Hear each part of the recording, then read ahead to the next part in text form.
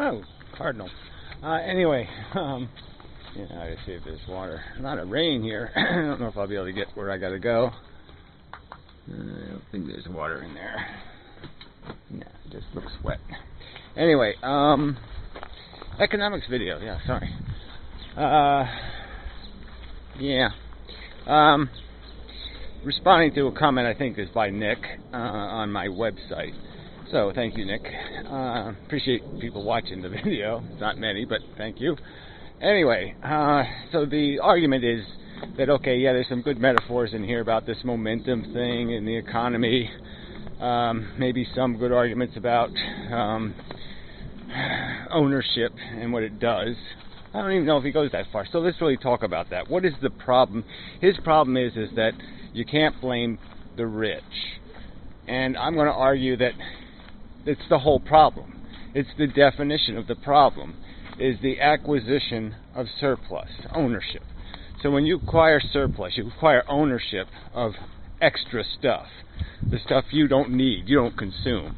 You just own it. Automatically it becomes a rental. It becomes something you rent to the world, like even money, cash. What does a bank do? It basically rents you money, right? It's rent. It rents you money, you pay rent, and you're renting to own, essentially, though. I don't even know if you're doing that, though. Theoretically, the government's not doing that, obviously. They're never going to own, they're never going to regain control of their debt. They're just going to rent the money they rented. And they're just going to rent it forever, unless somebody does something to fix it. You know, something it has to be a big thing, because you have to come up with a huge amount of money to resolve the debt. So debt is rent. Ownership automatically creates rent, because an owner, if you own something, let's say I own this pile of horse manure, right? I own it. It's my horse manure. I'm going to try to rent it to somebody, right? Because I know it's not going to do me any good sitting in the garage. I don't have a garage, but I have to put it somewhere outside, presumably. I mean, my house is a pile of shit, but I wouldn't have actual shit in the house. But anyway, so yeah, I try to rent it to somebody. I try to find somebody who'd want to use it, but I get to retain my ownership. Because I don't want to sell it, because then I'm just going to get shit for the shit.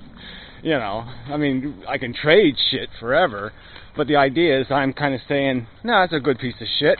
It's as good as any other shit. So, yeah, I'm going to hold on to that shit and rent it to somebody else. Alright, so something interesting. You know, interesting biology here, but no. Anyway, my eye's always looking for turtles. That's just what my brain does. I'm a little turtle focused. Should be a good turtle weather. I should actually see a turtle, because they love after the rain. They like to sit in these little puddles. But there's so few turtles now that it's not automatic anymore. Certainly was when I was a kid. Anyway, so I'm yammering on, but I didn't have all this turtle knowledge back then, so I didn't know the easy way to find turtles is to go out after a rain. But anyway, doesn't matter. It's a separate subject. So the real game here is surplus, is possession of ownership, because you can't create an interest commodity until you have possession of a commodity. You have to own something before you can rent it. You have to, and rent is interest, essentially. Where am I going? So yeah, so the problem with our economy is that ownership ends up being essentially forever because of our inheritance policies. We allow huge inheritance. Huge fortunes have existed for hundreds of years. All of that ownership is retained generation to generation and is made bigger and bigger and bigger. The rich don't get poorer, they get richer. And they get richer because of the amount of rent they're collecting. It's like kings could squander an awful lot of money because they were collecting an awful lot of money in rent. And, the lords and all the rest of that whole nonsense. And so the fact that they just never die. their ownership claims never die.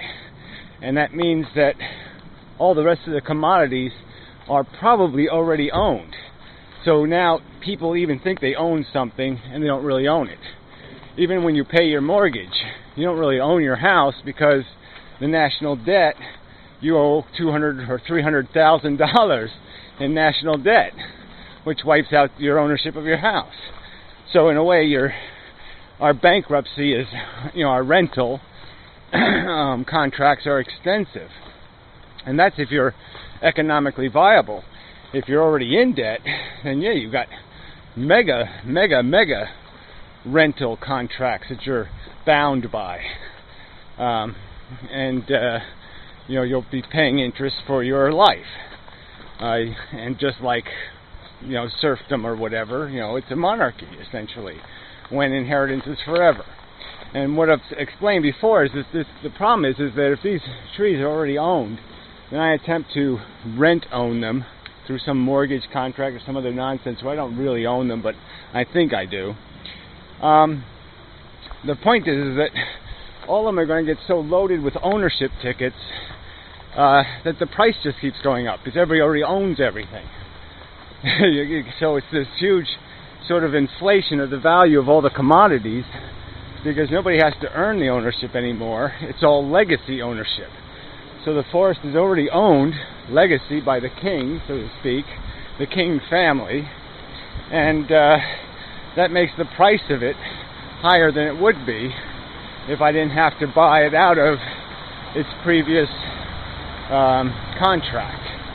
So surplus being perpetually owned just means that we can't buy the stock market. We have to buy a stock instead of actually buying a company. That's what it essentially turns the world into, where you have to buy just some sort of piece of something in a fake market rather than in the real market. Oh, I don't think I'm going to bother with that. No. Yeah. Well, I'll run this way.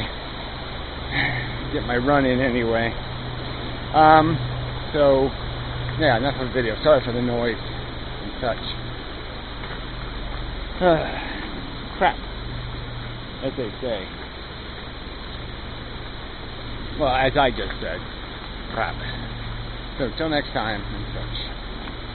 So forth and whatnot. Alright, a little bit of an add-on. Hate to edit videos, but anyway, just smash them together anyway.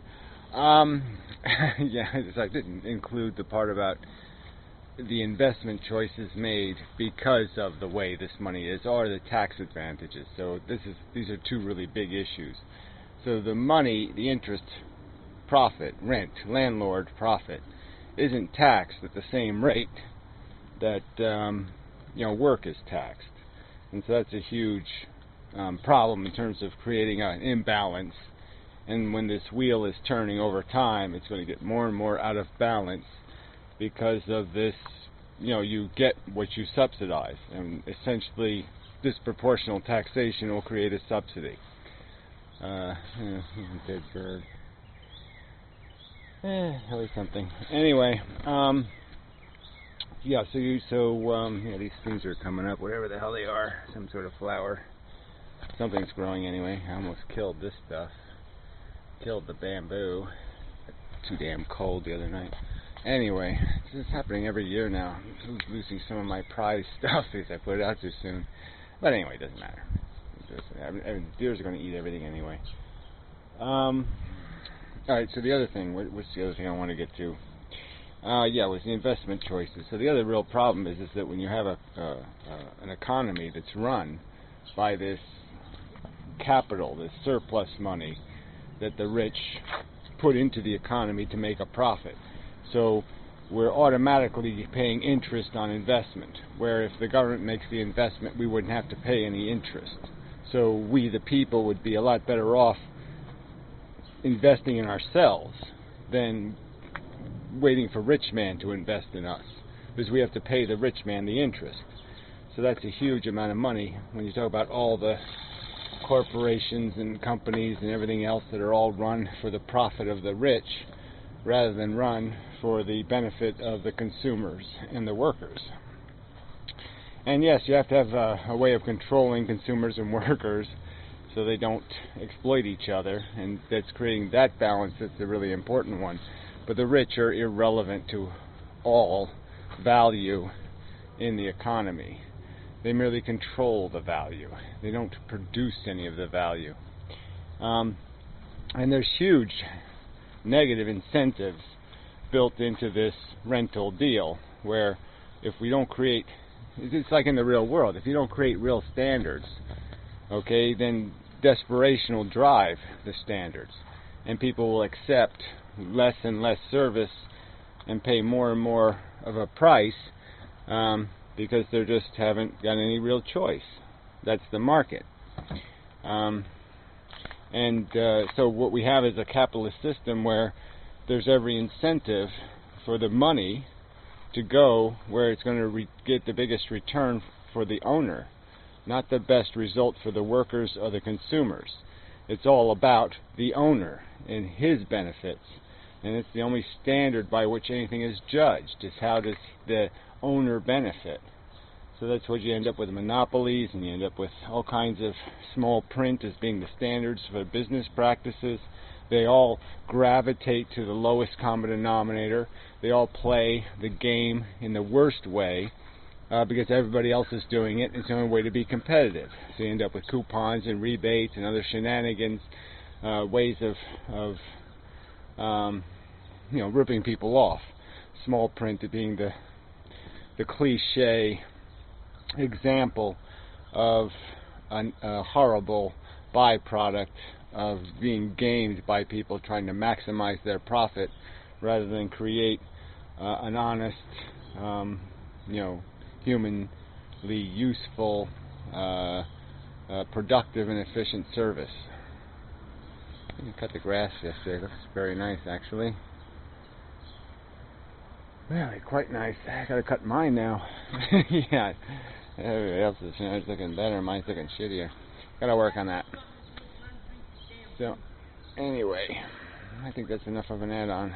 See if I can jump rope out here or something. Gotta get back to my old habits. My new habits kind of suck. So, I'm gonna move stuff to do that. So, that stuff everywhere. Too much stuff, that's the whole problem. I have gone on a stuff acquisition thing in the last 30 years. It's all junk, but I call it stuff. Yeah, see, my empire is just crap. It's all just crap. But it's mine. So that's why we have to have mechanisms to stop this, because people are just fundamentally going to take all they can take if you're going to give it to them. You're going to let them have it, and we're going to end up squandering and wasting. And that's why you have to control the nature of the beast. You have to work with that nature in a constructive way. I'm going to fix this thing. This really is a clunker. Anyway, it's got a bent crankshaft. So anyway, it doesn't really matter. Not your problem. And such.